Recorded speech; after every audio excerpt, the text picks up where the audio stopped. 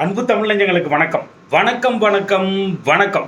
நம்ம கோடீஸ்வரன் ஆகிறது எப்படி அப்படின்னு எல்லா லக்னம் ராசிக்கு பார்த்துட்டு வந்துட்டே இருக்கோம். அந்த வகையில் இப்போது கடக ராசி மற்றும் கடகம் லக்னம் இதில் பிறந்தவர்கள் பார்த்திங்கன்னா கோடீஸ்வரன் அப்படிங்கிறது பண பண பெருக்கம், அதாவது அளவிட முடியாத பணம், அந்த அளவுக்கும்.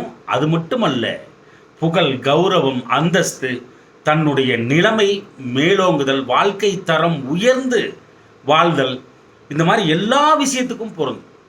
எந்த சூழ்நிலையிலையும் கீழே வராத அளவுக்கு உங்களுடைய வாழ்க்கை நிலைமை ஸ்டேட்டஸ் மிக உயர்த்தி வாழ்தல் அப்படிங்கிறதுக்கு என்ன பண்ணால் கரெக்டாக இருக்கும் அப்படின்னு தான் ஃபுல் அண்ட் ஃபுல் பார்த்துட்டு வந்துட்டே இருக்கோம். அந்த விஷயத்தில் இப்போது கடகராசி கடக லக்னத்துக்கு பார்க்க போகிறோம். சரிங்களா?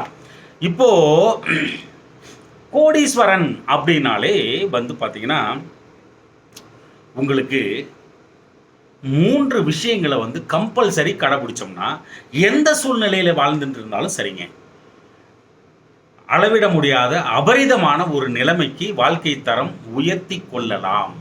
அப்படிங்கிறத நீங்கள் தயவு செய்து புரிந்து கொள்ளுங்கள். எப்படி அப்படின்னா மொத்தம் 3 விஷயங்கள் உண்டு. இந்த 3 விஷயத்தை தவறாமல் கடைபிடித்தல் வேண்டும்.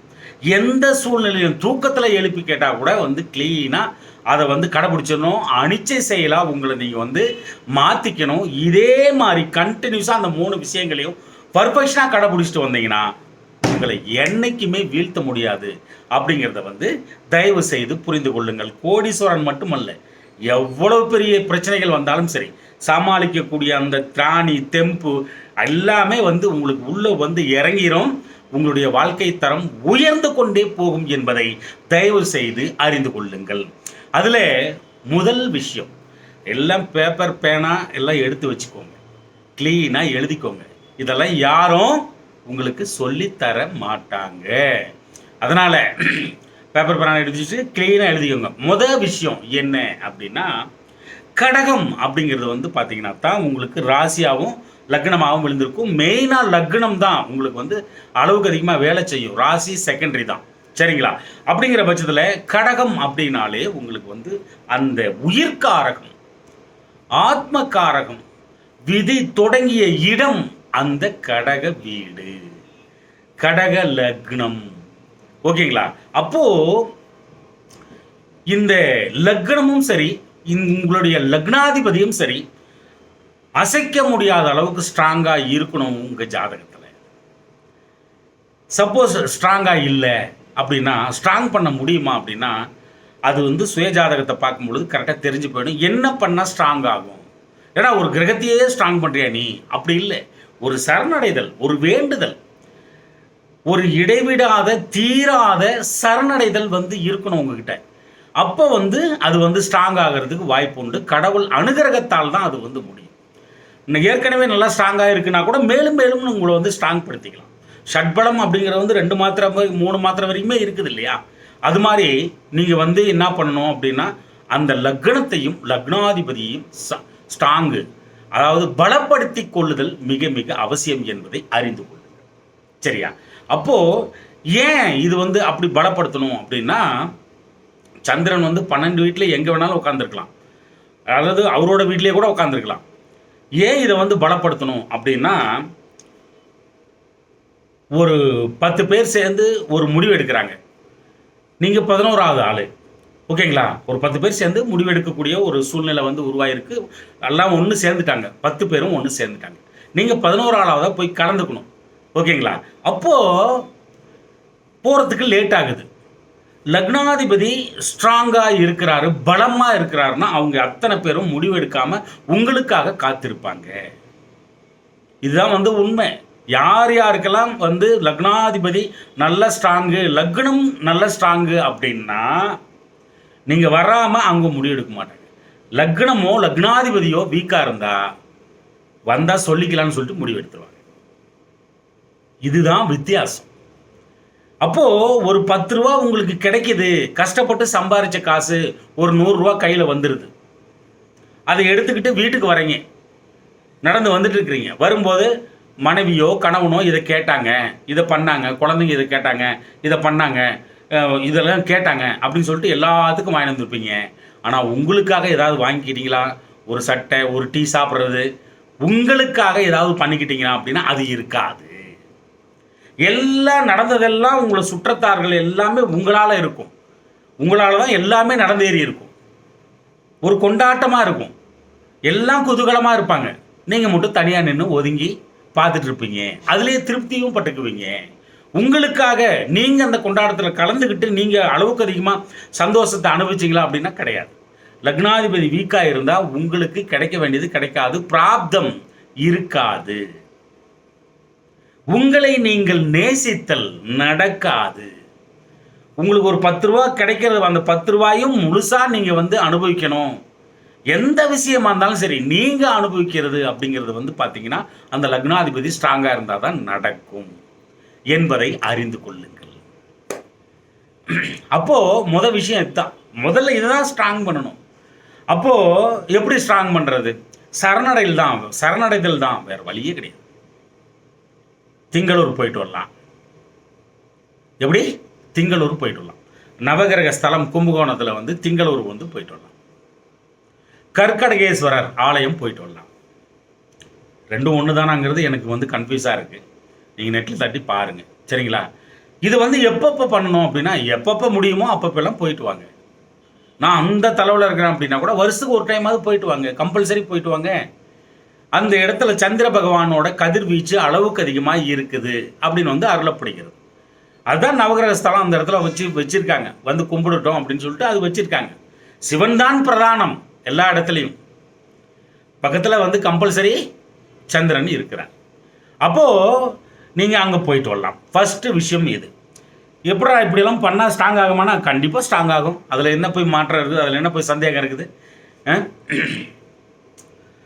அப்புறம் தூங்கும் பொழுது பார்த்தீங்கன்னா பக்கத்தில் தண்ணி நிரம்பிய ஒரு சொம்பு நிறைய தண்ணி தழும்ப பக்கத்தில் வச்சுக்கிட்டு தூங்குறது. வீட்டுக்கு முன்னாடி ஒரு தொட்டி கட்டி, லெஃப்ட் சைடோ ரைட் சைடோ எப்படியோ ஒன்று, ஒரு தொட்டி கட்டி அதில் ஃபுல்லாக தண்ணி இருக்கிற மாதிரி பார்த்துக்கிறது. சந்திரன் வேலை செய்யும், சந்திரனும் வேலை செய்யும், சுக்கரனும் வேலை செய்யும். ஆனால் சந்திரன் நீர்க்காரகம் இல்லையா? அப்புறம் நண்டு, அளவன் அப்படிங்கிறது பார்த்தீங்கன்னா ஆண் நண்டு, அளவன் தான் அருளப்படுகிறது. அப்போது நண்டு பார்த்தீங்கன்னா இந்த கற்கடகம் இது ரொம்ப முக்கியம். அந்த கடக வீடு தான் தூக்கணும் முதல்ல, அதுக்கப்புறம் தான் சந்திரன். ஐயோ, அந்த கடக வீடு தான், அந்த வீடு நண்டு. அப்போது நண்டை வளர்க்க முடியுமா? அப்படி இல்லை. நண்டு வலைக்குள்ளே போயிட்டு வர மாதிரி ஒரு படத்தை போட்டு அழகா நீட்டாக பார்வையில் படும்படி அங்கங்கே வச்சுக்கலாம். பழுப்பு அப்படிங்கிறது அந்த சந்திரனோட நிறம் வெள்ளை, கொஞ்சம் மங்கன மாதிரி பழுப்பு அப்படிங்கிறது அதை கர்ச்சிப்பு வச்சுக்கலாம் கையில். எப்பயும் அந்த வெள்ளை கர்ச்சிப்பு, பழுப்பு நிற கர்ச்சிப்பு கம்பல்சரி வச்சுக்கலாம். அந்த ஷர்ட்டை அடிக்கடி போடலாம்.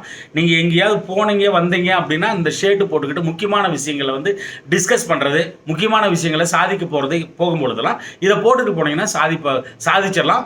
எப்போ ஸ்ட்ராங்காக ஆகும் பொழுது கண்டிப்பாக சாதனைகள் உண்டு. அப்புறம் பூனை வளர்க்கலாம் வீட்டில். இந்த பூனை பார்த்தீங்கன்னா சந்திரனுக்கு காரகமாக அருளப்படுகிறது. வெளியில் நிலா தெரிஞ்சாலே தலை மேலே கையெடுத்து கும்பிட்டுறணும். கம்பல்சரி கும்பிட்டுறணும். சிவனாலயத்தில் உள்ள கொற்றவை எனப்படுகிற பார்வதி அம்மனை வணங்குதல் வேண்டும். அதே மாதிரி இந்த மதுரையில் மீனாட்சி அம்மன் இருக்காங்க பாருங்க, மீனாட்சி சுந்தரேஸ்வரர் ஆலயம். அதில் மீனாட்சி ரொம்ப பிரதானம். மீனாட்சிக்கு அபிஷேகம் பண்ணதுக்கப்புறம் தான் சுந்தரேஸ்வரருக்கே அபிஷேகம் பண்ணுறாங்க அப்படின்னு அருளப்படுகிறது. அப்போது அந்த இடம் ரொம்ப சந்திர பகவானுடைய அந்த அம்மாவோட ஆளுமை அதிகமிக்க இடம். அங்கேயும் போயிட்டு வரலாம், அடிக்கடி போகலாம். போயிட்டு வணங்கிட்டு வரலாம். உங்கள் பேரை சொல்லி நட்சத்திரம் சவுத்துலலாம் பண்ணுறாங்க. இந்த நார்த்து வரத்தான் என்ன பண்ணுறாங்கன்னா அர்ச்சனை, பெரிய கோயில்களில் அர்ச்சனை கூட பண்ணுறது இல்லை, சும்மா பார்த்துட்டு போன்னு விட்டுறாங்க. சவுத்துலலாம் நல்லா பண்ணுறாங்க. எவ்வளோ கூட்டம் இருந்தால் கூட அர்ச்சனை பண்ணுறாங்க வாங்கி. அதனால் அங்கேயும் போயிட்டு வரலாம். அப்போ தான் லக்னமும் லக்னாதிபதியும் ஸ்ட்ராங் ஆவாங்க. நீங்கள் நல்ல உடல் பலம் தெம்போட இருக்க முடியுங்க. ஒரு எக்ஸசைஸ் பண்ணால் கூட உங்களால் அப்போ தான் கரெக்டாக அதை கண்டினியூவாக பண்ணுவீங்க. ஒரு வாக்கிங் போகிறது, ஜாக்கிங் போகிறது, உடல் திருத்தத்தை கரெக்டாக வச்சுக்கிறது, இது எல்லாமே எங்கே இருக்குது அப்படின்னா லக்னமும் லக்னாதிபதி கிட்ட தான் இருக்குது. உங்கள் மனசு, உங்கள் புகழ், உங்கள் கௌரவம் இதெல்லாம் உயரணும் அப்படின்னாலும் லக்னாதிபதி கிட்ட தான் இருக்குது. ஒரு புகழ் கிடைக்குது, அது நிரந்தரமாக தங்குமா அப்படின்னா லக்னாதிபதி ஸ்ட்ராங்கு, லக்னம் ஸ்ட்ராங்குன்னா தங்கும். அது வீக்குன்னா அது உடனே போயிடும். வந்ததும் தெரியாது, போகிறதும் தெரியாது, அந்த மாதிரி ஆகிடும். அதனால் பூனை வளர்க்கலாம். வயல்வெளிகள் எல்லாமே வந்து பார்த்திங்கன்னா சந்திர பகவான் அப்படின்னு வந்து கூட எடுத்துக்கலாம். ஆற்றுல போய் குளிக்கிறது, ஆறு இருக்கிற இடமா பார்த்து டூர் போயிட்டு வர்றது, இது எல்லாமே சந்திரனோட காரகம். வயல்வெளிகள் அப்படிங்கிறது வந்து பார்த்திங்கன்னா சந்திரன். இது எப்படி யூஸ் பண்ணுறீங்க, ஒரு படமாக போட்டு கூட யூஸ் பண்ணலாம். தினமும் ஒரு 2-3 நெல் உமியோட, அந்த நெல் இருக்குது பார்த்தீங்களா, அந்த நெல்லை போட்டு ஊற வச்சு திங்கக்கிழமை காலையில் குடிக்கணும். திங்கக்கிழமை ஆச்சுன்னா பார்வதி அம்மனை தரிசனம் பண்ணணும். இதெல்லாம் ஸ்ட்ராங் பண்ணித்தானே ஆகணும். ஸ்ட்ராங் ஆகிதானே ஆகும். இதை கண்டினியூஸாக பண்ணிகிட்டே இருந்தால் என்ன ஆகும்? ஸ்ட்ராங் ஆக தானே செய்யும்.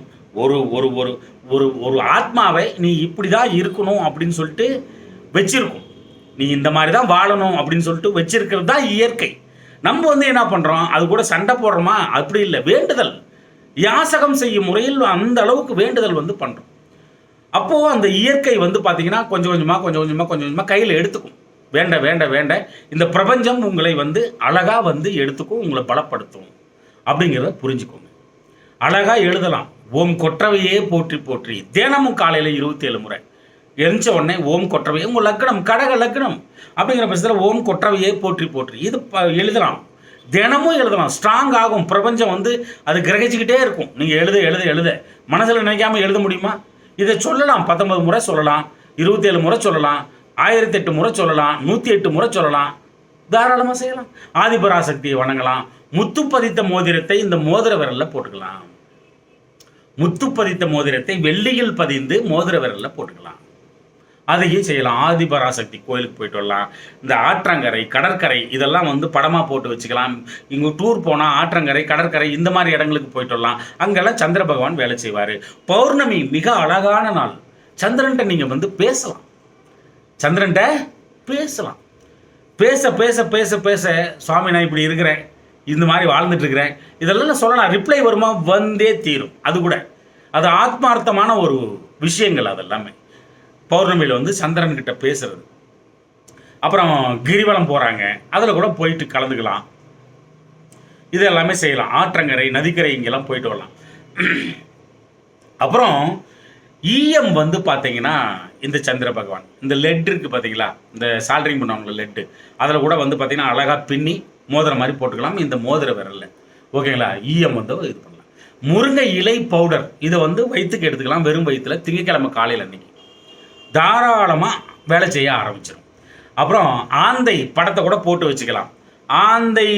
ஆந்தை பார்த்தல் உங்களுக்கு அதிர்ஷ்டம், உங்களுக்கு கடகம் வந்து வேலை செய்யும் அப்படிங்கிறத புரிஞ்சுக்கோங்க. பார்வதி அம்மன் உங்களுக்கு சொல்லிட்டேன். அந்த அம்மாவுக்கு மாதத்தில் ஒரு நாளோ 2 மாதத்தில் ஒரு நாளோ அழகாக வெண்பொங்கல் செய்து படைத்து பூஜித்து எல்லாருக்கும் பிரசாதமாக கொடுக்கும் பொழுது உங்கள் லக்னம் ஸ்ட்ராங் ஆகும். பச்சரிசி வந்து பார்த்தீங்கன்னா பச்சரிசி பொங்கல் வச்சு அந்த அம்மாவுக்கு படைச்சி பூஜித்து எல்லாருக்கும் தானமாக கொடுக்கும் பொழுது, பிரசாதமாக கொடுக்கும் பொழுது உங்கள் லக்னம் ஸ்ட்ராங் ஆகும். பச்சரிசி தானம் கூட செய்யலாம். பச்சரிசி வாங்கி யாருக்காவது கொடுக்கறது, இல்லாதவங்களுக்கு வந்து கொடுக்கறது, அது வந்து ரொம்ப நல்லது. அப்புறம் அம்மாவையோ மூத்த பெண்கள்கிட்ட பகைச்சிக்கூடாது.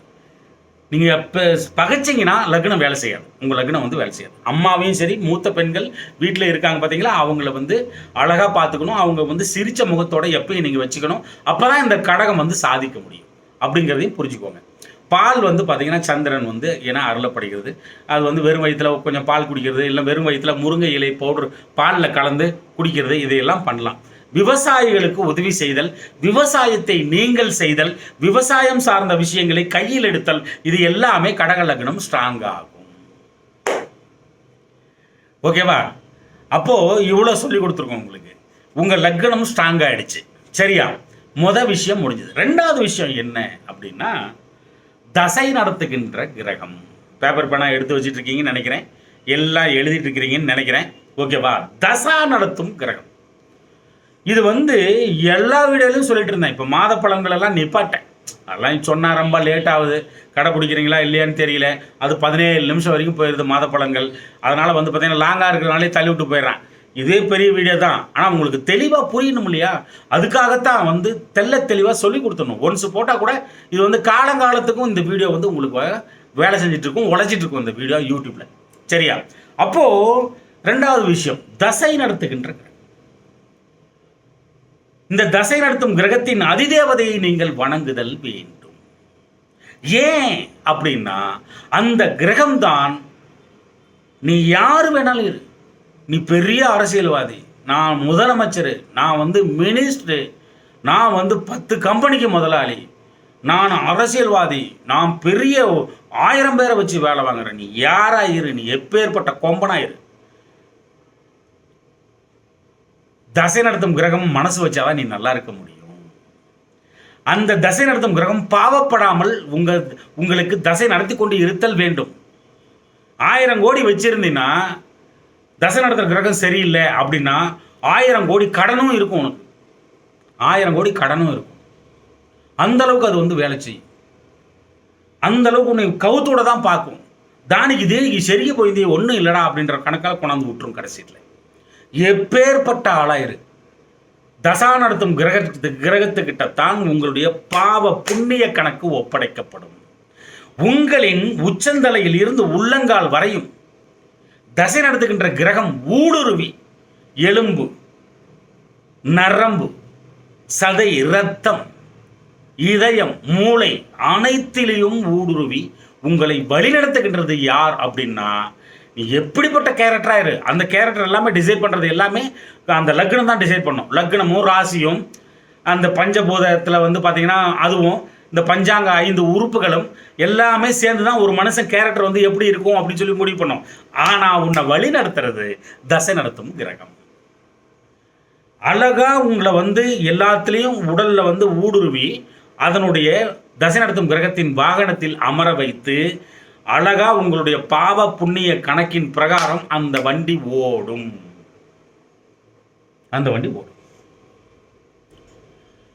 அப்போ இவ்வளவு விஷயம் அந்த தசை நடத்தும் கிரகத்துக்கிட்ட வந்து இருக்குது. நீ காலையில எத்தனை மணிக்கு எழுந்திருக்கணும், யார் யாரையெல்லாம் சந்திக்கணும், எவ்வளவு தூரம் பிரயாணம் பண்ணணும், என்ன கலர் சட்டை போடணும், என்ன சாப்பிடணும், பட்னியா இருப்பியா, சாப்பிடுவியா, அப்படி சாப்பிட்டா சூடா சாப்பிடுவியா, ஆறி போனதை சாப்பிடுவியா, பழச சாப்பிடுவியா, எத்தனை வேரியேஷன் பாருங்க. இது எல்லாத்தையுமே அதான் முடிவு பண்ணும். நீ இன்னைக்கு என்ன சாப்பிடணுன்ற வரைக்கும் அதான் முடிவு. எத்தனை பேரை இன்னைக்கு மீட் பண்ணுவேன் அதான் முடிவு பண்ணும். யாரு கூட சண்டை வருமா அதான் முடிவு பண்ணும். போன காரியம் வெற்றி அடையுமா அதுதான் முடிவு பண்ணும். பணம் வருமா அதுதான் முடிவு பண்ணும். வந்தா 100 ரூபா வருமா, 500 ரூபா வருமா, 1000 ரூபா வருமா, 10,000 ரூபா வருமா, 10 லட்சம் வருமா, 10 கோடி வருமா, இந்த வேரியேஷன் கூட அந்த கிரகத்துக்கிட்ட தான் இருக்கு. வீட்டில் இன்னைக்கு நிம்மதி கிடைக்குமா, வீட்டில் வந்து வீட்டுக்காரப்பன் கரெக்டாக நம்மக்கிட்ட நடந்துக்குவாங்களா, எல்லா விஷயத்தையும் A to Z கம்பல்சரி திசை நடத்தும் கிரகம் தான் முடிவு பண்ணும்.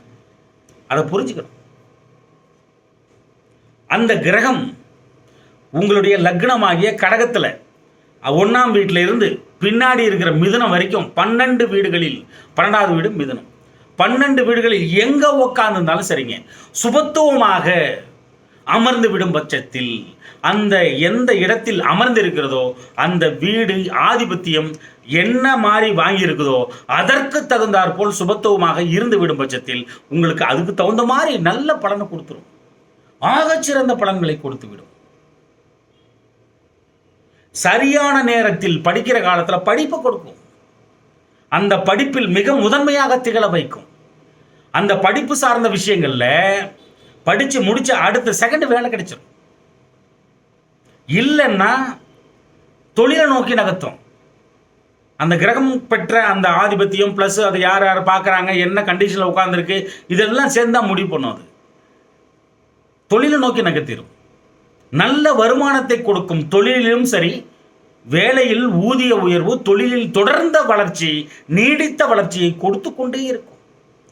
அளப்பரிய வருமானத்தை நீங்கள் சந்தித்து கொண்டே இருப்பீர்கள். அதனால் பார்த்தீங்கன்னா சரியான நேரத்தில் திருமணம் நடந்தேறும். நல்ல கணவன், நல்ல மனைவி, ஆகச் சிறந்த மணி போன்ற குழந்தைகளை பெற்றெடுப்பீர்கள். அந்த தசா காலம் நல்லா இருந்தால் எல்லாத்தையும் கொடுக்கும். தொடர்ந்த வருமானத்தால் நீடித்த சொத்து சேர்க்கை இருந்து கொண்டே இருக்கும். ஆடு, மாடு, கன்றுகாலி மித்திரங்கள், விவசாயம், விவசாய நிலங்கள், வீடு கட்டுதல், வண்டி வாகனம் வாங்குதல், அடுக்குமாடி கட்டிடங்களை கட்டுதல் நல்ல சுபத்துவமாக இருந்துச்சுன்னா அள்ளி தெளிக்கும். அள்ளி தெளிக்கும். உறவினர்கள் மத்தியில் மிக முதன்மையாக திகழ வைக்கும். ஆகச்சிறந்த சொத்து சேர்க்கை, வீட்டில் எப்பொழுதும் விசேஷம். பாக்கியராஜ் சொல்லுவாங்க வீட்டில் விசேஷங்க அப்படிம்பாங்க. அந்த மாதிரி எப்போ பாரு விசேஷம், ஏதாவது ஒரு குதூகலம், ஒரு சுப நிகழ்ச்சி நடந்துக்கிட்டே இருக்கும். வீடு சிரிப்பொலியால் தான் நிரம்பி கிடக்கும். எப்பயுமே தசை நடத்துகிற நல்லா இருந்துச்சுன்னா புகழ், கௌரவம், அந்தஸ்தை அள்ளி தெளிக்கும். அதே கிரகம் பாவப்பட்டு பங்கப்பட்டு சேராதவரோடு சேர்ந்து கொடியவர்களின் பார்வை பெற்று தன் சுபத்துவத்தை இழந்து பாவத்துவத்துடன் தசை நடத்தும் பட்சத்தில் அந்த கிரகம் பெற்ற பாவத்துவத்தின் அளவீடுகளுக்கு ஏற்ப துன்பமே வந்து சேரும். முழுவதுமாக பாவப்பட்டு தசை நடத்தும் பட்சத்தில் ஏண்டா பிறந்தோம் அப்படின்ற லெவலுக்கு அது திங்க் பண்ண வைக்கும். சிறைக்கு செல்வதற்கு நிகரான துன்பத்தை அள்ளி தெளிக்கும். அவ்வளவு பெரிய கஷ்டத்தை கொடுக்கும். ஏமாந்து போதல், வஞ்சனைக்கு உள்ளாகுதல், பெரும் கடனாளியாக முழுவதுமா பாவப்பட்டு தசை நடத்தினாதான் பெரும் கடனாளியாக மாறுதல், அப்பா அம்மா கணவன் மனைவி குழந்தைகளிடத்திலேயே வெறுப்பை உமிழ்தல், அவங்களே வந்து வெறுப்பா பார்க்கறது நம்மளையே, இது எல்லாமே நடந்தேறும். தசா சரியில்லை நடந்தேறும். உடல்ல பிரச்சனைகள் வருது, மனசுல பிரச்சனைகள் வருது, வாழ்க்கையை வெறுத்து போய் வாழ்றது, ஒரு எப்பயுமே இருப்பு கொள்ளாத தன்மை தவிக்கிறது, ஒரு மனசுல பயம் இருந்துகிட்டே இருக்கிறது, நண்பர்களெல்லாம் எதிரிகளாக மாறுவது, வருமான குறையாவது, வேலை இழத்தல், தொழிலில் நஷ்டமாதல், நீடித்த தொந்தரவு, துன்பம், மனவேதனை, நெருங்கிய உறவினர்களை இழத்தல் எல்லாமே நடக்கும். ஒரு கிரகம் தசை நடத்திட்டு போயிருக்கும், நல்ல உங்களை உச்சத்தில் கொண்டு போய் வச்சிருக்கும். அடுத்த கிரகம் சப்போஸ் பாவப்பட்டு தசை நடத்தும் பட்சத்தில் இறக்கி விடவே பார்க்கும். கீழே இறக்கி விடுறதுக்கே பார்த்துட்டு இருப்பாங்க. அப்போ அந்த தசா நடத்துகிற கிரகம் முதல்ல தசா நடந்துச்சு பார்த்தீங்களா, அது போய் ஒரு உச்சத்தில் வச்சிருக்கும் பார்த்தீங்களா, அந்த உச்சத்தில் வரும்போது ஒரு இருமாப்பு வந்திருக்கும். என்ன இருமாப்பு? நான் நினைச்சேன்னா அப்படியே நிறைவேறும், நான் தொட்ட காரியம் துளங்கும். ஏன்னா அந்த நேரத்தில் எல்லாமே நடந்தேறும், நினைச்சதெல்லாம் நடக்கும், என்ன தேவையோ அதெல்லாம் வந்து சேரும், கொடுக்கும். அது வந்து அந்த கிரகம் அந்த இருமாப்பு இருக்கு பாருங்க. இப்போ இந்த கிரகம் நடத்தும் பொழுது இறக்கி விடவே பார்த்துட்டு இருக்கோம். அப்போ லாஸ் ஆகும், ஏதாவது ஒரு சிக்கல் வரும். இது மாதிரி நான் 2000 பார்த்த வேண்டாம் அப்படின்னு சொல்லிட்டு உங்களுடைய புகழ் கௌரவம் அந்த தசா காலத்தில் சம்பாதிச்சது புகழ் கௌரவம் முதற்கொண்டு பணம் முதற்கொண்டு எல்லாத்தையும் தூக்கி இந்த தசா காலத்தில் இறக்கோட போட்டு போட்டு போட்டு போட்டு ஃபுல்ஃபில் பண்ணிக்கிட்டே இருப்பீங்க. ஒரு கட்டத்தில் போய் லாக் ஆகும். அது லாக் ஆகும் பொழுது தான் இந்த பக்கம் திரும்ப முடியாது, இந்த பக்கம் திரும்ப முடியாது, லகான் கட்ட மாதிரி ஒரே மாதிரி போயிட்டு இருக்கோம். அப்போ தான் யோசிப்பீங்க எங்கே தப்பு நடக்குது, என்ன பிரச்சனை இது. அப்போ தான் யோசிப்பாங்க. அப்போ தான் ஜாதகத்தை தூக்குவாங்க கையில். அப்போ தான் ஜாதகத்தை தூக்குவாங்க. அதனால தான் சொல்கிறது, தசை நடத்தும் கிரகத்தின் அதிதேவதை ஆகச் சிறந்த முக்கியம். பராசரரும் புலிப்பானையும் அள்ளி தெளித்து விட்டு சென்றிருக்கிறார்கள் பரிகாரத்தை. ஒவ்வொரு தசா காலத்துக்கும் இதை பண்ணுனே அப்படின்னு வந்து அருளப்படுகிறது சொல்றாங்க. புலிப்பாணி என்ன எழுதி வச்சுக்கிறா அதுதான் பராசரத்தில் இருக்குது. புலிப்பாணியை தவிர வேறையா அதுக்குள்ள போக வேண்டாம். இந்த தசா காலத்தை பற்றி புலிப்பாணி என்ன சொல்லியிருக்காரோ வார்த்தை விடாமல் அதில் எப்படியா ஏறுது அந்த பராசர ஹோரா சாஸ்திரத்தில் எப்படி ஏறுது? அது எப்படி அந்த மாதிரி வரும்? சரி, ஓகே, 2 பேரும் ஒரே மாதிரி திங்க் பண்ணியிருக்கலாம், ஒரே எழுத்து வர அளவுக்கு. நீ இதை எழுதுன்னு ஃபோன் பண்ணி பேசிக்கிட்டு எழுதியிருப்பாங்களோ இருக்கலாம், சொல்ல முடியாது. சரி, நம்ம அதுக்குள்ளே போக வேண்டாம். அடுத்து, அதனால் தசை நடத்தும் கிரகம் ஆகச்சிறந்த முக்கியம். அவ்வளவு கஷ்டத்தை கொடுக்கும். அப்பதான் ஜாதகத்தையே தூக்குவாங்க. நம்ம யாருக்கு என்ன துரோகம் பண்ணோம்? நம்ம இருந்தவங்கலாம் ஒருத்தம் கூட காணோம். இப்போ கூட நம்மளால எவ்வளோ பேர் பொழைச்சான்? இன்னைக்கெல்லாம் யாருமே கூட இல்லை. பொண்டாட்டி புள்ள எல்லாருக்கிட்டையும் ஒரு வெறுப்பு, எப்போ பார்த்தாலும் சண்டை வருது. அந்த அளவுக்கு அது கொடுத்துருக்கும். அப்போ தான் அந்த யோசனை வரும். அப்போ தான் அந்த ஜாதகத்தையே தூக்குவாங்க. இவ்வளோ பெரிய சங்கடம் அதுக்குள்ளே இருக்குது. அப்போ தசை நடத்தும் கிரகத்தின் அதிதேவதையை நீங்கள் வணங்கும் பட்சத்தில் அட்லீஸ்ட் துன்பமாவது வராமல் இருக்கும். பாருங்க, ராகு தசை நடக்குது, பத்ரகாளி அம்மனை வணங்கணும். சனிக்கிழமை ஆச்சுன்னா அந்த 9 10 ராகு காலத்தில் பத்ரகாளி அம்மனை வழிபடணும். ராகு தசை நடந்தா. குரு தசை நடக்குது, சிவனாலயத்தில் உள்ள தட்சிணாமூர்த்தி முன்னாடி மண்டி போட்டு வணங்குதல் வேண்டும். கடகம் வரையும் வந்துட்டோம் ரிவர்ஸில். இப்போ தான் இதை சொல்கிறேன், கடகத்துக்கு மட்டும் தான் சொல்கிறேன். நீங்கள் அதிர்ஷ்டசாலி. மற்றதெல்லாம் விட்டுட்டேன். ஏன்னா 50 நிமிஷம் போயிடுது காணொலி. இதையும் அதுக்கு மேலே ஆகுதா, 1 மணி நேரம் ஆகுதா என்னன்னு தெரியல. பேனா பேப்பர் எடுத்து வச்சுட்டு பொறுமையாக பாருங்கள். கொஞ்சம் கொஞ்சமாக பார்த்து எழுதிக்கோங்க. எழுதி வச்சுக்கிட்டு கரெக்டாக கடைப்பிடிங்க. 2வது விஷயத்தை நம்ம பேசிகிட்டு இருக்கோம், தசை நடத்துறதுக்கு இருக்கோம் அப்படிங்கிறது. இன்னும் நிறையா இருக்குது விஷயம் சொல்கிறது. இவ்வளோ யாரும் இதெல்லாம் உங்களுக்கு உட்காந்து சொல்லி தந்துட்டு இருக்க மாட்டாங்க. மெனக்கெட்டு வெட்டி அவங்க உட்காந்து சொல்கிற மாதிரி ஆகிட போகுது. கரெக்டாக எல்லாம் கடைப்பிடிங்க, சரியா?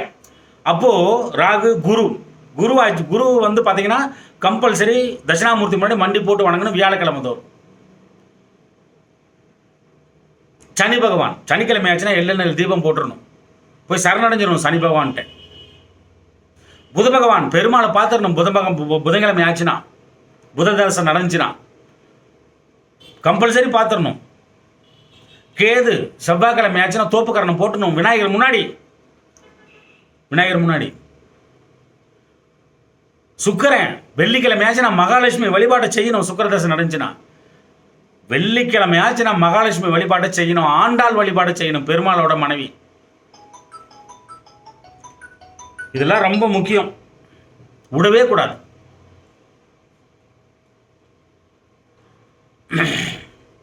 சுக்கிரன் முடிஞ்சா அடுத்து சூரியன்.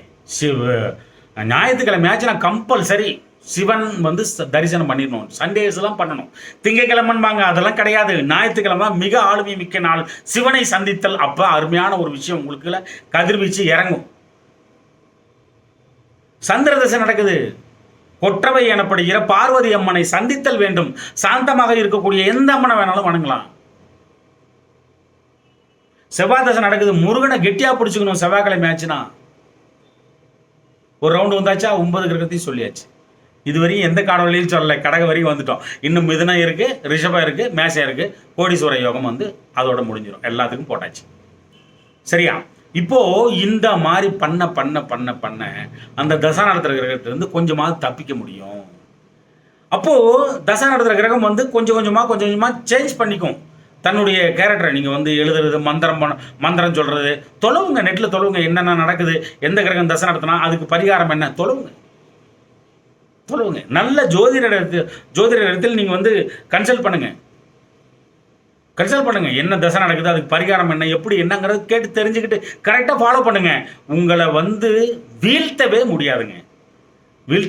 ரெண்டாவது விஷயத்தை சொல்லி கொடுத்துட்டு இருக்கிறேன். உங்களை வீழ்த்தவே முடியாது. அந்த அளவுக்கு அது வேலை செய்யும் தசை நடத்துகிற கிரகம். 2வது விஷயம் ஆச்சா. இப்போது லக்னத்தை ஸ்ட்ராங் பண்ணிட்டீங்க. அடுத்து தசை நடத்தும் கிரகத்தை கையில் எடுத்துட்டீங்க. இப்போ தான் கோடீஸ்வர யோகத்துக்கே வரப்போகிறோம். அப்போது இந்த லக்னத்திற்கு 12ஆம் இடம் என்ன பண்ணுது அப்படின்னா புரிஞ்சுக்கோங்க. பாருங்க, ரிஷபம் அப்படிங்கிறது பார்த்தீங்கன்னா 11ஆம் வீடாக வருது. அந்த 11ஆம் இடம் அப்படிங்கிறது பார்த்தீங்கன்னா மிகப்பெரிய சொத்து. அப்படியே வீட்டுக்குள்ளே ஒரு பெட்ரூம்குள்ளே சென்ட்ரா பணத்தை அடுக்கி வச்சுட்டா எப்படி இருக்கும்? சென்ட்ரா பணம் ஃபுல்லாக, வீடு ரொம்ப பணம், சுற்றியும் நடந்து போகிறத விட்டுட்டு 500 ரூபா கட்டு, 1000 ரூபா கட்டு, 2000 ரூபா இதெல்லாம் இல்லை. காசு 500 ரூபா மட்டும் தான் இருக்குது. என்ன பண்ணானுங்களோ, இளவு எடுத்தவனுங்க எல்லாத்தையும் செல்லாத காசாக மாற்றிட்டானுங்க. சரி, நாசமாக போட்டோம். சரி, ஓகே, அது இருக்கட்டும். அந்த மாதிரி பணத்தை வீட்டுக்குள்ளே அடிச்சுட்டு திறந்து பார்த்துட்டு பூட்டி வச்சுக்கிறேன் பார்த்தியா, அந்த இடம் 11ஆம் இடம். நோய் நிவர்த்தி 11ஆம் இடம். உங்களுடைய ஆசைகள் நிறைவேறுதல் 11ஆம் இடம். 1 ஏக்கர் 2 ஏக்கர் அதுவல்ல, 100 ஏக்கர் 200 ஏக்கர் அந்த 11ஆம் இடம். உங்களுடைய ஆசைகள், குறிக்கோள்கள், லட்சியம் 11ஆம் இடம், அந்த ரிஷப வீடு. ஆனால் சொல்லி வச்சுக்கிறது என்ன சொல்லுவாங்க, கடகத்துக்கும் ரிஷபத்துக்கும் ஆகாது அப்படின்னு வந்து சொல்லி வச்சிருப்பாங்க. ஆனால் உங்களுடைய ஆசைகள் நிறைவேறணும்னா அந்த 11ஆம் இடம் இடம் கொடுத்தாதான், சுக்கிரன் நல்லா இருந்தால் தான் நீங்கள் மேலுக்கு ஏற முடியும். உங்களுடைய புகழ், கௌரவம், அந்தஸ்து அதுக்குள்ளே இருக்கு. தலைமை தாங்கும் தகுதி அதற்குள் இருக்கிறது. மிகப்பெரிய ஆளுமை அந்த 11ஆம் இடத்தில் இருக்கிறது. பாருங்க, நம்ம ராவண பெரும்பாட்டன்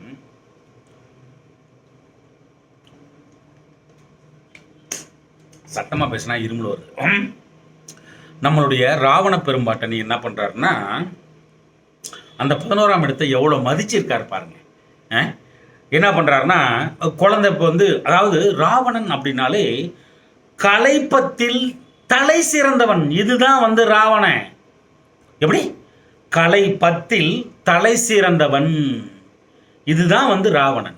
அவன் என்ன பண்ணிட்டான், தலை பத்தின்ட்டான். 10 தலையில் எவனா பிறக்க முடியுமா சீமான்னு கேட்ட மாதிரி. நீயும் உங்கள் அம்மாலும் தான் பிரசவம் பார்த்தீங்களாடா 10 தலைன்றவன்.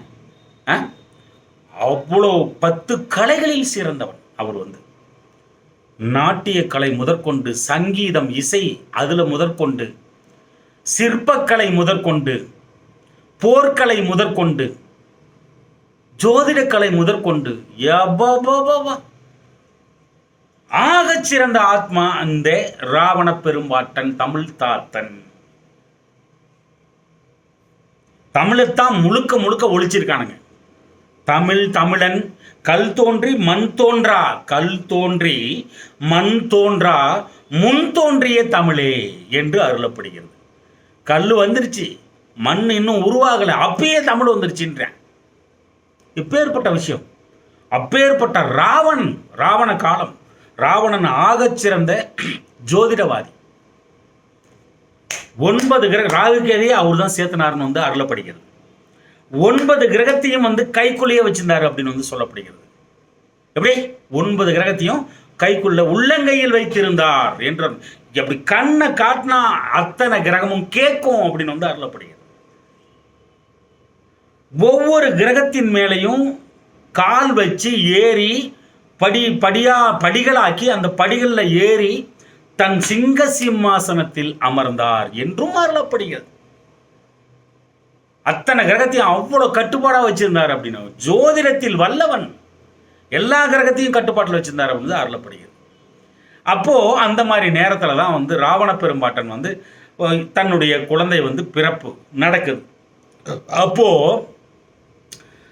அந்த ஒரு லக்னம் போட்டு எந்த நேரத்தில் பிறக்கணும் அப்படின்னு சொல்லிட்டு ஒரு லக்னம் போட்டு அந்த லக்னத்திற்கு 11ஆம் இடத்தில் அத்தனை கிரகங்களையும் போய் உட்கார வச்சிடறார். இப்போ புரிஞ்சுதா ராவண பெரும்பாட்டன் என்ன பண்ணியிருக்காருன்னு? அந்த 11ஆம் இடத்தின் அருமை புரியுதா உங்களுக்கு? அவ்வளோ ஜாதகத்திலேயே உங்களை தூக்கி நிறுத்தணும்னா அந்த 11ஆம் இடம் வேலை செஞ்சாதான் தூக்கி நிறுத்தும் உங்களை. அப்போ அந்த 11ஆம் இடத்தில் குழந்தை பிறக்கும் நேரத்தில் அத்தனை கிரகங்களையும் போய் உட்கார சொல்லிட்டார். போட்டு அடைச்சிட்டாரு, போய் இருறா அதில் அப்படின்ட்டு லக்னத்தை ஃபிக்ஸ் பண்ணி எல்லா கிரகத்தையும் அடைச்சிட்டார். ராகுவோ கேதுவோ 11ஆம் இடத்திற்கு 7ஆம் இடத்தில் ராகுவோ கேதுவோ வெளியில் இருக்கலாம், மேபி அந்த மாதிரி போய் அடைச்சி வச்சிட்டார். அப்போ அப்பேற்பட்ட குழந்தை, அந்த குழந்தை பிறக்கும் பொழுது 11ஆம் இடம் ஸ்ட்ராங் ஆகி அந்த குழந்தை பிறக்கும் பொழுது அந்த குழந்தையை வீழ்த்துவதற்கு இந்த உலகத்தில் எவருமே இல்லை என்பது திண்ணம். அப்போ அந்த 11ஆம் இடத்தை எவ்வளோ வந்து நீட்டாக யூஸ் பண்ணியிருக்காரு அப்படிங்கிறது வந்து நம்ம புரிஞ்சுக்கணும். அப்போ அந்த கட்டை அடிச்சுட்டு வருவார் இல்லைங்களா, கட்டை நாரதர். அவர் வந்து என்ன பண்ணுறாரு அப்படின்னா, அந்த எல்லா கிரகத்துக்கிட்டையும் பேசுகிறாரு போயிட்டு. ஏன்பா இந்த மாதிரி ஒரு குழந்தை பிறந்தா இந்த நாடு தாங்குமா, இந்த உலகம் வந்து தாங்குமா, அவனை அழிக்க முடியுமா, இப்படிப்பட்ட அவன் வந்து வரம் பெற்று வந்த மாதிரி ஆயிடும்ல. இவர் சொல்ல சொல்ல எல்லா கிரகமும் திருப்பிக்கிச்சான், முதுகு காட்டிக்கிட்டு திருப்பிக்கிச்சான். என்னன்னு தெரியலையே, ஸ்ட்ரக் ஆகுது. கட் பண்ணிட்டு மறுபடியும் போடுறேன்.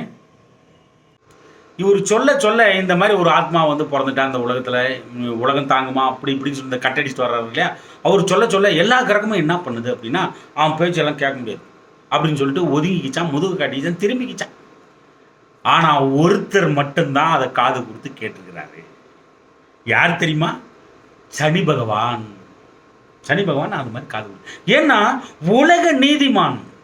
அவர் ஸ்ட்ராங்கா இல்லைன்னா ஒருத்தனால உழைக்கவே முடியாது. அவர் நல்ல ஸ்ட்ராங்கா இருந்தானா தமிழ் அழகா வரும் தெரியுமா? அவனுக்கு தமிழ் அவ்வளோ அழகா வரும். தமிழ் லிட்ரேச்சர் பண்ணுவான், தமிழில் கரைச்சி குடிப்பான், கவிதை எழுதுவான், கதை எழுதுவான். அப்பேற்பட்ட அந்த கிரகம் சனி பகவான் உலக நீதிமான். எந்த சூழ்நிலையும் நீதியை விட்டு கொடுக்க மாட்டார். அதனால அவர் என்ன பண்ணியிருக்காரு, அவர் மட்டும் காது கொடுத்து கேட்டிருக்காரு. ஆமாம் உண்மைதான், இது வந்து என்ன பண்ணுறதுன்னு தெரியல அப்படின்னு வந்து சொன்ன உடனே, இல்லை நான் சொல்கிறத மட்டும் நீ கேளு. அழகா குழந்தை பிறக்கிற நேரத்தில், இந்திரஜித் வந்து பிறக்கிற நேரத்தில் 12ஆம் இடத்துல கால் எடுத்து வச்சிரு அப்படின்னு வந்து சொல்லிட்டு போயிட்டார். சனி பகவானும் வெயிட்டிங் ஃபார் தட். கரெக்டாக பார்டரில் போய் நிற்கிறார். அந்த 30 டிகிரியில் பார்டரில் போய் நிற்கிறாரு. இது 11ஆம் வீட்டு ஒரு 29 டிகிரியில் நின்றுருக்கலாம், 28 டிகிரியில் நின்றுருக்கலாம். அந்த மாதிரி நின்றுட்டு இருக்கும்போது குழந்தை பிறக்குது. குழந்தை கரெக்டாக பிறக்கிற நேரம், கரெக்டாக குழந்தை பிறக்குது. 12ஆம் இடத்துல காலை தூக்கி வைக்கிறாரு. ராவணன் பார்க்குறாரு. அதீத கோபம் அடைகிறார் ராவணன். தன் வாளை உருவி அந்த 12ஆம் இடத்தில் வைத்து கொண்டிருக்கின்ற அந்த காலை ஒரே வெட்டுகிறார். அந்த ஒரே வெட்டி அந்த கால் துண்டு அந்த 12ஆம் இடத்திற்கு 7ஆம் இடத்தில் வந்து விழுந்தது. அதைத்தான் மாந்தி என்று அருளுகிறார்கள். அப்போ ராவணன் தமிழ் சார்ந்த விஷயங்கள், சோதிடம் சார்ந்த விஷயங்கள் எவ்வளவு லிங்கு. அப்போ இந்த சோதிடத்தை கண்டுபிடித்தவன் எவன்? தமிழனை தவிர எவருமே இல்லை. எல்லாம் காப்பி அடிச்சு தான் இது எல்லாமே. அது நல்லா தெரியும் நம்மளுக்கு. எல்லா புக்ஸும் எல்லாம் அழிஞ்சு போச்சு. தமிழ் சார்ந்த விஷயங்கள் எல்லாமே கொண்டு போயிட்டானுங்க.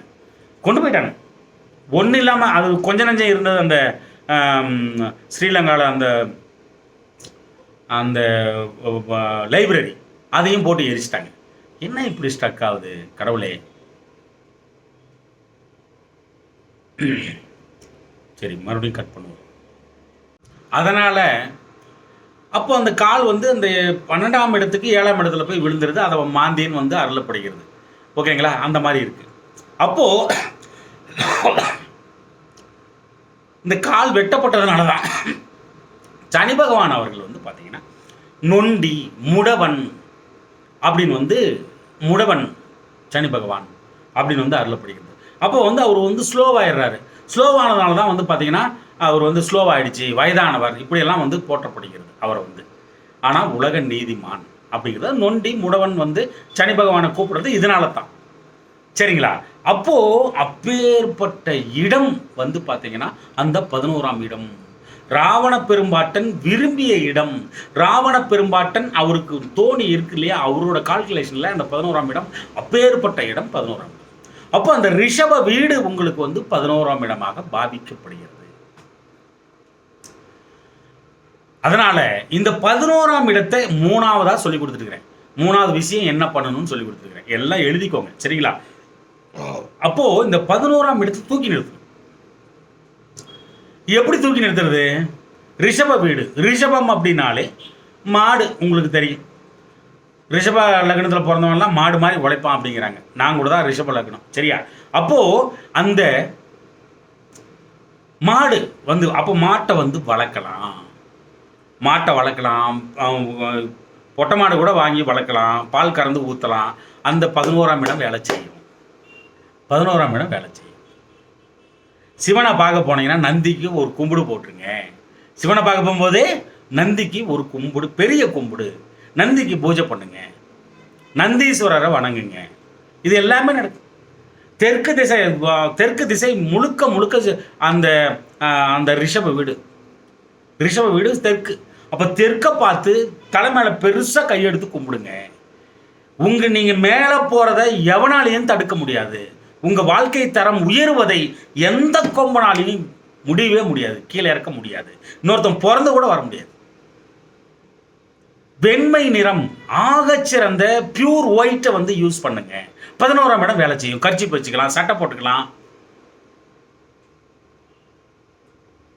அந்த ரிஷப வீட்டுக்கு அதிதேவதை யார் அப்படின்னா மீனாட்சி.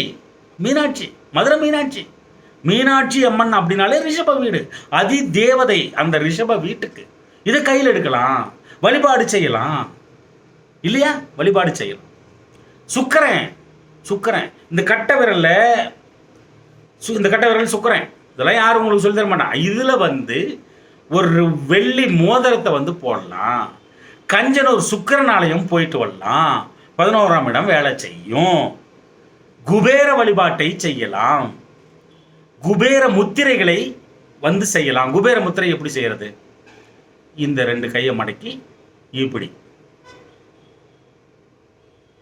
இப்படி இப்படி டச் பண்ணிக்கிட்டு இந்த 2 கை, இந்த 2 விரலையும் வந்து நல்லா மடக்கி உள்ளங்கையில் நல்லா இப்படி மடக்கி இப்படி வச்சுக்கிட்டு மீதி 3 விரலையும் ஜென்ட்லாக டச் பண்ணணும். நம்ம அம்மா சாலை ஜெயகல்பனா அவர்கள் வந்து சொல்லி தருவாங்க பாருங்க, விரல்கள் செய்யும் விந்தை அப்படின்ற புக்கு அவங்க வந்து போட்டிருக்காங்க. அதை வாங்கி படிங்க, அதை வாங்கி படிங்க. அவங்க ப்ராக்டிஸ் கொடுக்குறாங்க. உங்கள் வாழ்க்கை தரம் அப்பையும் உயரும். அதுலேயும் நிறைய சூட்சமங்கள் உண்டு. இந்த குபேர முத்திரையை செய்யலாம். நல்லா அழுத்தி பிடிக்கணும் இந்த விரலை, நல்லா அப்படி அழுத்தி பிடிச்சிக்கிட்டு இப்படி ஜென்ட்லாக அப்படி 3 விரலையும் வச்சா இதுக்கு பேர் தான் குபேர முத்திரை. சரிங்களா? இதை செய்யலாம். ராவணனை வணங்குதல் ஆகச்சிறந்த ஒன்று. அந்த 11ஆம் இடம் வேலை செய்யும். கால்நடை, கால்நடை வளர்ப்பு இது நல்ல ஒரு விஷயம். 11ஆம் இடம் கண்டினியூஸாக வேலை செஞ்சுக்கிட்டே இருக்கும் உங்களுக்கு. மாட்டை வந்து படமாக போட்டு வச்சுக்கிறது அருமையான விஷயம். மாடு வந்து இந்த ஜல்லிக்கட்டெல்லாம் குதிக்கிற மாதிரி மாடுங்கள்லாம் இருக்கும் பார்த்தீங்களா, அது வெண்மை நிற காளையை வந்து அந்த மாதிரி படமாக போட்டு வச்சுக்கிறது, அடிக்கடி பார்வையில் படும்படி வைத்துக் கொள்ளுதல் ஆகச்சிறந்த ஒன்று, ஆகச்சிறந்த ஒன்று. கால்நடை மேயும் புல்வெளிகள் இது எல்லாமே ரிஷப வீடு. அப்போ புல் தர மாதிரி போட்டுக்கிறது வீட்டுக்கு பக்கத்தில், இதெல்லாம் வேலை செய்யும் 11ஆம் இடம். வெள்ளி, அந்த வெள்ளி நீங்கள் வந்து வெள்ளியா சேர்த்துனீங்கன்னா, அந்த வெள்ளி பிஸ்கட்டை சேர்த்துனீங்கன்னா அது வந்து இன்னும் சேர்ந்துக்கிட்டே இருக்கும்.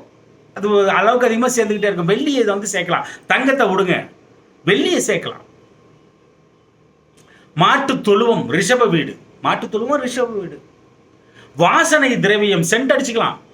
சுக்கரன் கவர்ச்சியா, நல்லா மேக்கப் போட்டுக்கலாம், நல்லா நீட்டாக ட்ரெஸ் பண்ணுங்க, ஐரன் பண்ணி ட்ரெஸ் போட்டுருப்பாங்க, சுக்கரன் வேலை செய்யும். ஒயிட் ட்ரெஸ் போட்டுருப்பாங்க, சுக்கரன் வேலை செய்யும். வாசனை திரவியத்தை வந்து யூஸ் பண்ணலாம். ஒரு வெள்ளை கலரில் இருக்கிற அந்த ஸ்வீட் இருக்கு பாருங்க, அது எல்லாமே சுக்கரன். வெள்ளிக்கிழமை ஆச்சுன்னா ஒரு வெள்ளை கலரில் இருக்கிற ஸ்வீட்டு சாப்பிடலாம். மொச்சக்கொட்டை, அவரைக்கொட்டை சுக்கரன். வியாழக்கிழமை சாயந்தரம் 6 மணிக்கு ஊற போட்டு வெள்ளிக்கிழமை காலையில் வெறும் வயிற்றுல குடிக்கலாம். அந்த மொச்சக்கொட்டையை அவரைக்கொட்டையே குடிக்கலாம். அழகு நிலையங்கள் யாராவது வச்சுருந்தாங்கன்னா அவங்களுக்கு ஏதாவது ஒரு கத்திரிக்கோள் வாங்கி கொடுக்குறது, இல்லை வந்து ஏதாவது வாங்கி கொடுத்துட்டு வர்றது, அவங்களுக்கு வந்து ஹெல்ப் பண்ணுறது, இது எல்லாமே வந்து சுக்கிரன் வந்து வேலை செய்யும். சரியா? அப்புறம் நாவல், நாவல் பழம், நாவல் பழம் இருக்கு இல்லைங்களா, கருப்பை வரும் இல்லைங்களா, அது வந்து சுக்கரன். அத்திப்பழம் சுக்கரன். அத்தி மர இலை பவுடர் வெள்ளிக்கிழமை ஆச்சுன்னா வயிற்று கொடுக்கலாம், வெறும் வயிற்றுல 11ஆம் இடம் வேலை செய்யும். ஐங்கோணம் இப்படி போட்டிங்கன்னா இப்படி போட்டு அப்படியே ஒரே இதில் முடிக்கலாம். ஐங்கோணம், ஐங்கோணம் வந்து சுக்கரன். காலையில் எழுந்தோடனே இந்த இந்த இதுக்கு கீழே வந்து கரெக்டாக போட்டுக்கோங்க. ஐங்கோணம் உங்களை கீழே இறக்கவே கூடாது. ஐங்கோணம் வந்து போட்டுக்கோங்க. இந்த இந்த சுக்கரனுக்கு அந்த சுக்கர மேட்டில் ஐங்கோணம் வந்து போட்டுக்கோங்க. ஐங்கோணம் சுக்கரன். இதெல்லாம் யாரும் உங்களுக்கு சொல்லி தருவா? என்னையை தவிர யாரும் சொல்லி தர மாட்டாங்க. கருடனை வளர்த்தல், கருடனுக்கு உணவளித்தல். கருடனுக்கு உணவளிக்க முடியுமா தெரியல என்னான்ட்டு. கருடனை பார்த்தாலே உங்களுக்கு அதிர்ஷ்டம். அப்போ அந்த கருடனை வந்து அழகாக வந்து ஒரு படம் போட்டு வச்சுக்கிறது ஆகச்சிறந்த ஒன்று. காக்காய்க்கு சோறு வைக்கிறது நல்லது. லட்சுமி தேவியை வணங்குதல் ஆகச்சிறந்த ஒன்று. மகாலட்சுமி வழிபாடு. ஒரு லவங்கம் சுக்கரங்க, லவங்கம் சுக்கரன் பர்ஸில் வச்சுக்கலாம், பர்ஸில் வச்சுக்கலாம். தண்ணீரும் சுக்கரம் தான், அது வந்து பக்கத்தில் வச்சுக்கிட்டு தூங்கலாம். உங்களுக்கு லக்னமும் வேலை செஞ்ச மாதிரி ஆச்சு, 11ஆம் இடமும் வேலை செஞ்ச மாதிரி ஆச்சு. ஆகச்சிறந்த ஒன்று, ஆகச்சிறந்த ஒன்று. எந்த ஒரு பரிகாரமும் பார்த்தீங்கன்னா ஒரு 48 நாள் அப்படிங்கிறத புரிஞ்சுக்கணும். ஒரு மண்டலம் அப்படிங்கிறத வந்து புரிஞ்சுக்கணும். அப்போது இந்த 3 விஷயங்களையும் எவன் ஒருவர் இந்த கடக லக்னத்தில் பிறந்தவர் ஆத்மா அதை வந்து கடைபிடிச்சிங்க அப்படின்னா எந்த சூழ்நிலையிலும் நீங்கள் கீழே வர மாட்டீங்க. உங்கள் வாழ்க்கை தரம் உயர்ந்து கொண்டே போகும். வெற்றி பெற்றுறா. வெற்றி வெற்றி உனக்கு வெற்றி நிச்சயம். வெற்றி பெற்றுணும். வெற்றி வாங்கிரு. ஏதோ ஒன்று பண்ணி வெற்றியை வாங்கிரு. ஆனால் அதை தக்க வச்சுக்கணும். அப்போது வெற்றி பெற்ற பின் அதை விட அதிகமாக ஓடணும் அப்படின்ட்டு வந்து சொல்லப்படுகிறது. ஓடி நீ வந்து வெற்றி வாங்கிடுற, அதை வெற்றி பெற்றதுக்கப்புறம் அதை தக்க வச்சுக்கணும் அப்படின்னா அதை விட அதிகமாக ஓடணும். அப்போது தொடர்ந்த இந்த பிரபஞ்சம் இந்த பூமியில் உங்களை எவ்வளவு நாள் வைத்திருக்க வேண்டும் என்று எண்ணுகிறதோ அவ்வளவு நாட்களும் நீங்கள் இதை செஞ்சுக்கிட்டே இருக்கணும். உங்களுடைய வாழ்க்கை தரம் உயர்ந்து கொண்டே போகும். அப்பத்தான் அந்த பேரை வாங்க முடியும். எங்கள் அப்பா இப்படி வாழ்ந்தாண்டா, எங்கள் தாத்தா இப்படி வாழ்ந்தாண்டா, எங்கள் பெரியப்பா இப்படி வாழ்ந்தாண்டா, எங்கள் அண்ணன் இப்படி வாழ்ந்தாண்டா, என் தம்பி இப்படி இருந்தாண்டா அப்படின்ற பேர் காலங்காலமாக நிலைச்சு நிற்கணும்னா இந்த 3 விஷயங்கள் ஆகச்சிறந்த ஒன்று. ஆகச்சிறந்த ஒன்று. எல்லாரும் கடைபிடிச்சி எல்லாரும் கோடீஸ்வரனா மாறுங்க. அன்பு தமிழ் நெஞ்சங்களே, இந்த கருத்துக்களை நன்றாக மனதிற்குள் உள்வாங்கி வாழ்க்கையில் கடைபிடித்து மேன்மேலும் முன்னேறி பல்லாண்டு வாழ்கவன எனது தமிழ் பெரும்பாட்டன் முருகனை நானும் வேண்டிக் கொள்கிறேன். நன்றி அன்பு தமிழ் நெஞ்சங்களே, நன்றி.